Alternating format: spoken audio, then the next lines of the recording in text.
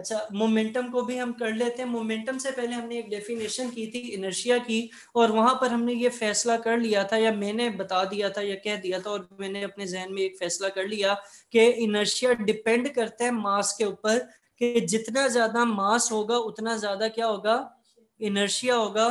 तो बुलेट, अब यहाँ पर हम आ जाते हैं, उस चीज को अपने जहन में रखना है कि अगर एक दीवार है, दीवार बनाते हैं। अच्छा, अब हम क्या कर रहे हैं, अब हम एक दीवार बना रहे हैं, या आपको दिखा रहे हैं कि फर्ज करें ये क्या है, ये एक वॉल है, और वॉल के सामने फिर दो बंदे आ गए।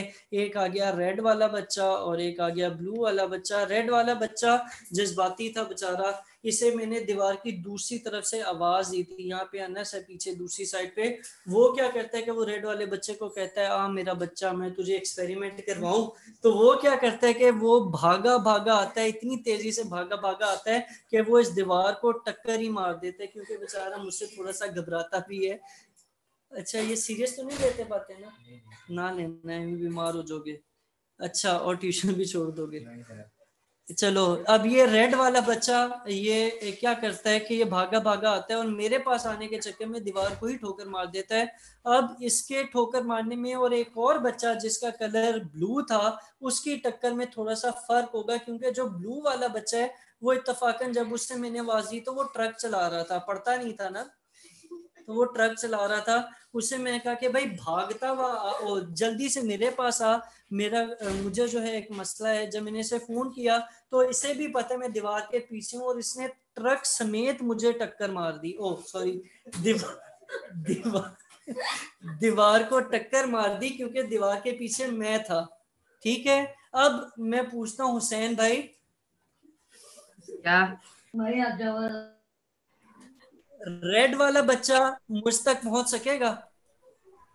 नहीं, ट्रक में बैठा हुआ है तो नहीं पहुंचेगा। ओ ट्रक अंकल, दीवार को टक्कर लग गई है दोनों की, लग रेड गई है। वाला पहुंच जाएगा?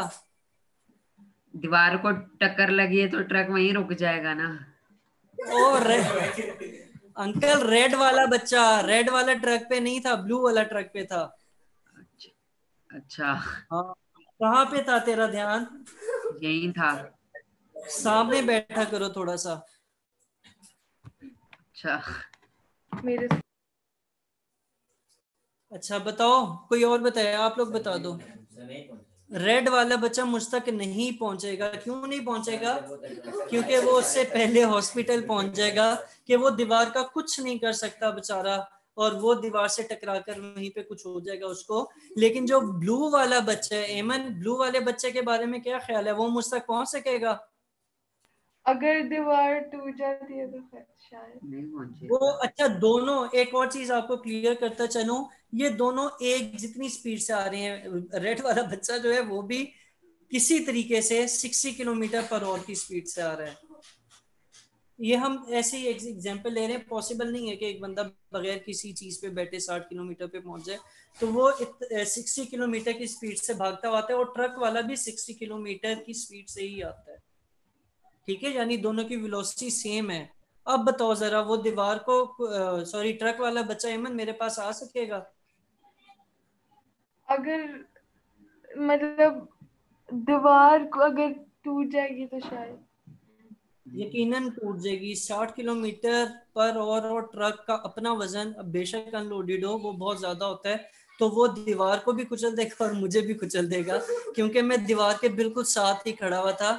तो खैर, आप लोगों को बताने का या सारी कहानी सुनाने का मकसद ये था कि अगर मास ज्यादा होता है तो इम्पैक्ट भी उतना ही ज्यादा होता है, या उसके अंदर जो चलने की वजह से एक फोर्स आती है वो भी ज्यादा ही होती है। तो हम इस चीज को कंपेयर करेंगे, यहां से हमारे पास एक डेफिनेशन आएगी, जो कि क्या होता है, जो कि मोमेंटम होता है। मोमेंटम किसी भी बॉडी की क्या चीज है, ये क्वांटिटी ऑफ मोशन है जो कि किसी बॉडी में आती है उसके मास और वेलोसिटी की वजह से। अब दोनों केसेस में फर्ज करें, हम कहते हैं मोमेंटम की वैल्यू होती है P equals to mass multiplied by velocity. आगे जाके हम देखेंगे कि उन्होंने इसे एक और तरीके से डिफाइन किया हुआ है, बल्कि यहीं पे किया हुआ है कि मोमेंटम को पी से डिनोट किया जाता है, और ये क्या चीज होती है, प्रोडक्ट होती है मास और वेलोसिटी की, कि जब आप मास की वैल्यू को मल्टीप्लाई करते हैं वेलोसिटी से तो आपके पास मोमेंटम आ जाता है। ठीक है, अब जो मैंने सिनेरियो लिए थे उन दोनों केसेस में वेलोसिटी सेम थी, यानी वेलोसिटी के ऊपर कोई फर्क नहीं पड़ा था, लेकिन मास, दोनों चीजों के मास में जमीन आसमान का फर्क था। तो वहां से क्या हो रहा था कि वेलोसिटी तो सेम थी, लेकिन मास के ज्यादा होने की वजह से मोमेंटम भी क्या हो गया था, ज्यादा हो गया था।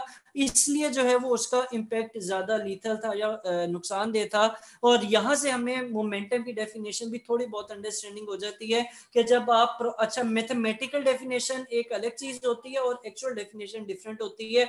अगर हम फार्मूले से डेफिनेशन बनाए तो ये प्रोडक्ट है, मल्टीप्लाई किया जा रहा है मास और वेलोसिटी का, तो ये इसकी मैथमेटिकल डेफिनेशन होगी। ठीक है, और एक्चुअल डेफिनेशन है कि मोमेंटम ऑफ बॉडी क्वांटिटी होती है मोशन की, जो कि उसके अंदर आती है किसकी वजह से, अपने मास और वेलोसिटी की वजह से। तो ये काम हो गया। अच्छा, एक और सिनेरियो लेते हैं, टाइम बड़ा शॉर्ट है मेरे पास क्योंकि ये मीटिंग एंड हो जाती है, अनपेड वर्जन है मेरे पास। तो मैं बता रहा था कि इन दोनों के अलावा हम एक और एग्जांपल ले लेते हैं, और इस दफा जो है वो बच्चा कोई और होगा, उसके हाथ में लेकिन पिस्टल होगा, और पिस्टल के अंदर एक छोटी सी गोली होगी जिसका वजन जो है वो मुश्किल से कुछ ग्राम, 10 ग्राम या 20 ग्राम होगा। ठीक है, एक इंसान का वजन 100 केजी का, तो 1 लाख ग्राम के बराबर होता है, 100,000 ग्राम होते हैं उसमें।